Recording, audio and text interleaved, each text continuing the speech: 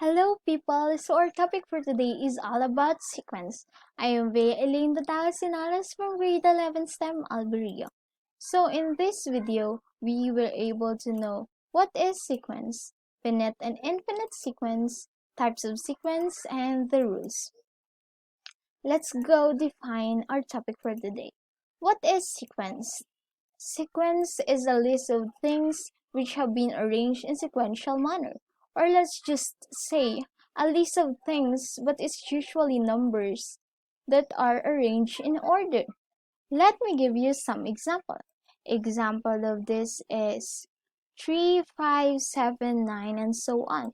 3 is the first term, 5 is the second term, 7 is the third term, 9 is the fourth term, and the three dots here represents the ellipse, goes on forever, or infinity. Let me remind you, people, that the word term, element, or members means the same thing. Let's go to the infinite and finite sequence. What are the difference between finite and infinite sequence? Finite sequence has a starting number. It has also a difference or a factor, and it has a fixed total numbers of terms. While the infinite sequence don't have a fixed numbers of terms, and terms can grow into infinity, which doesn't approach on the exact value. So let's move on to our next topic, which is the different types of sequence. Let's go to the first types of sequence, which is the arithmetic sequence. Arithmetic sequence is the difference between one term and the next constant, or in other words, we just simply add some value each time, so on unto infinity. Example: 1, 4, 7, 10, 13, 16, 19, and so on. This sequence is the common difference of 3. How do we get 3? We just subtract the first term to the second term, the second term to the third term. So 1 minus 4 is equals to 3. So its rule is a sub n is equals to 3 sub n minus 2. In general, we can sequence like this, where a is the term, d and d is the common difference, and we can get the formula a sub n is equals to a sub 1 plus the quantity of n minus 1 times the common difference. And we use n minus 1 because the common difference is not used in the first term. Let's go to the second one, which is the geometric sequence. Geometric sequence is found when you are multiplying the previous term by a constant. Example of this is 2, 4, 18, 16, 32, 64, and so on, where the sequence has a factor or common ratio of 2 between each number. So its rule is a sub n is equals to 2 raised to n, where a is the term and r is the common ratio.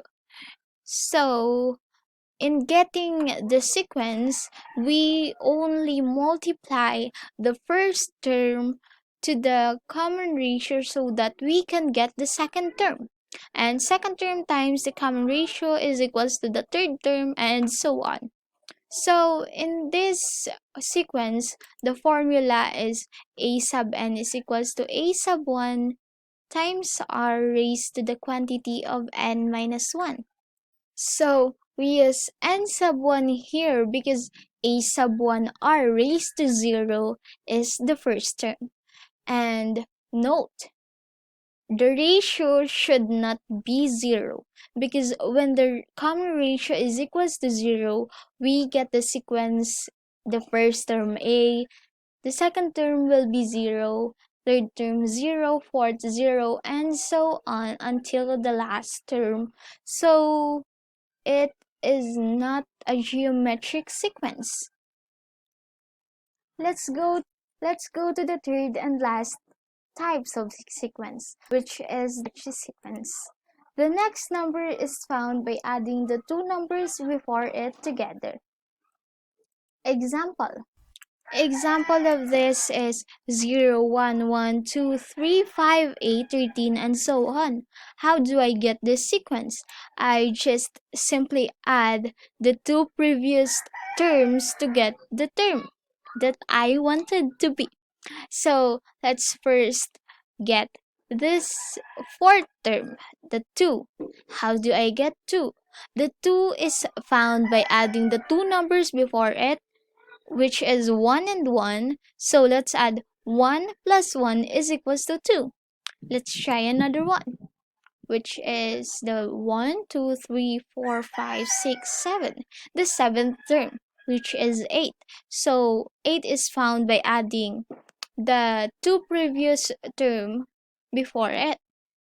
So 5 and 3. So we add 3 plus 5 is equals to 8. You know, and the formula for this is a sub n is equals to a sub n minus 1 plus a sub n minus 2. You know, this rule is pretty interesting because it depends on the values of the previous two terms. So let's go to another way on how we find the Fibonacci sequence. We use the Pascal triangle. In mathematics, Pascal triangle or the triangle is a triangular array of binomial coefficients that arises in probability theory, combinatorics, and algebra. So this is the Pascal triangle. As we can see, the sides are 1. The triangle may be constructed in the following numbers, or in the following manners. In row 0, this is the row 0, which is the topmost row. There is a unique non-zero entry 1. Each entry of each subsequent row is constructed by adding the number above and to the left with the number above to the right, treating blank entries as 0. For example, the initial number in the first or any row.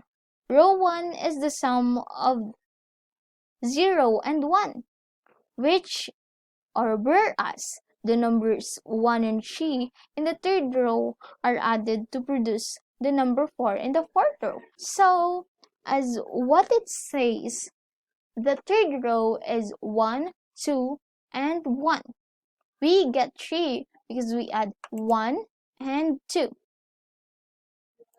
So, the sum is 3 here in the fourth row. So, just repeat the process. Just repeat the process so that you can make a Pascal triangle. So, that's all. Thank you.